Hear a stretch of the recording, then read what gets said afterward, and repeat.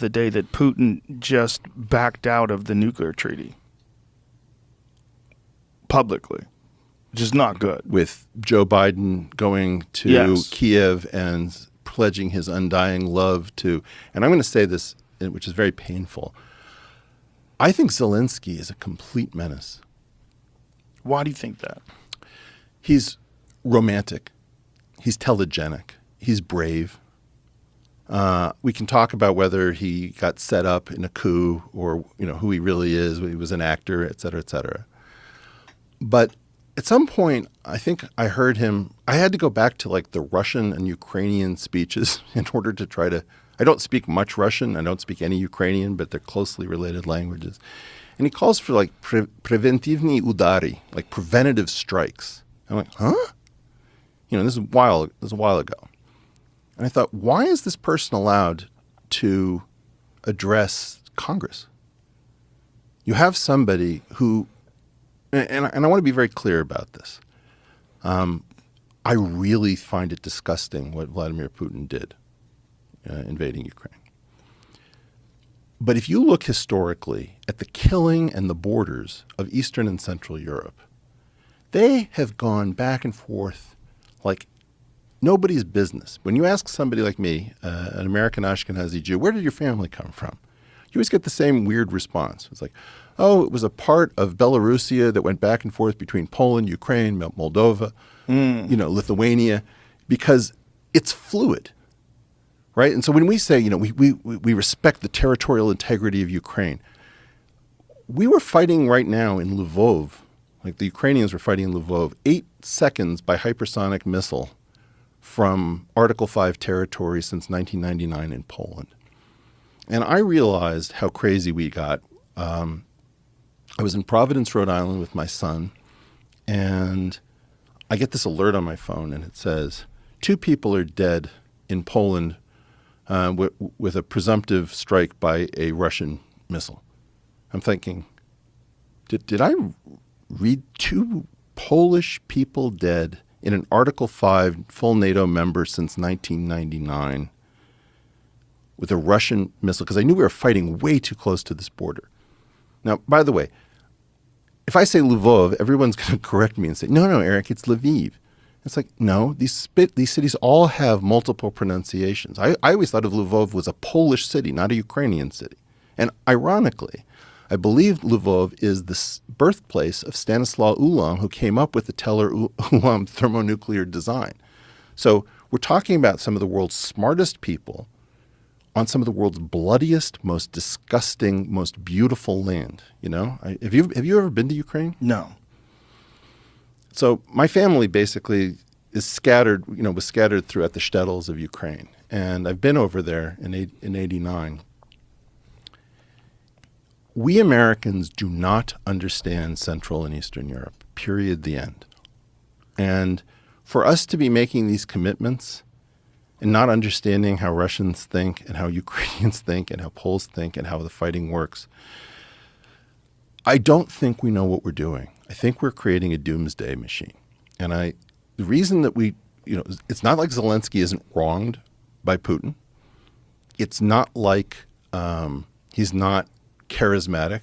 He has one of the greatest Bruce Willis lines of all time. When we asked to evacuate him, he says, "I need ammunition, not a ride." That thing makes us, I want that. Right. And then there's like house-to-house fighting, the way all the World War II enthusiasts think. They tend not to think about Nagasaki and Hiroshima. They like the tactical stuff with all the, which bridge got taken out over which river and how did we do this and that. So it's very romantic to people who are like World War II addicts. We do not realize how deep the trouble we're courting is. And I don't think we realize how dangerous it is if we are going to, every time there's a border dispute, go to a thermonuclear standoff. It's just Russian roulette with smaller and smaller numbers of empty chambers. And I don't know what this is. I don't know whether we have 30 years to play this game or 3 months. But I learned that day last year in 2022. Nobody around me in Providence, Rhode Island was reacting. Everybody's just going about. It was like a normal day.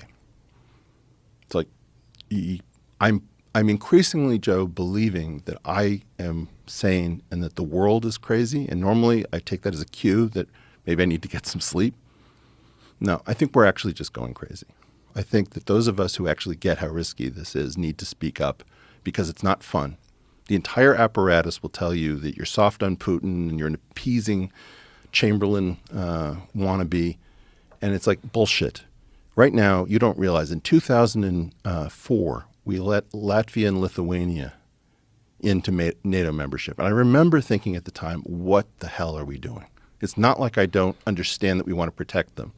It's not like I don't understand that you want to say that they're independent nations. But these were former Soviet republics. And there's two ways of thinking about it. You can put on one set of glasses and say, well, these are nations that get to decide what they want, and who's to tell them what to do? And then there's another thing called spheres of influence, where it's like, that's the Russian sphere of influence. If you are not playing with both of these sets of lenses, you're not playing the game. And the number of people who just have one set of these glasses on, right? They're only seeing the infrared or they're only seeing the ultraviolet. It's like, no, you need to oscillate back and forth and understand what you're doing. So I think Zelensky, and I'm scared to say this because I know I'm going to get just nothing but hate. We created a situation by pretending that we didn't understand the spheres of influence glasses. We very well understand the sovereignty glasses. And we are now creating a doomsday machine that we do not understand. And the world is going to go multipolar, and we don't have the skill to play this game, period. Do you think part of the problem is that we're the amount of people that have actually gone to war in this country?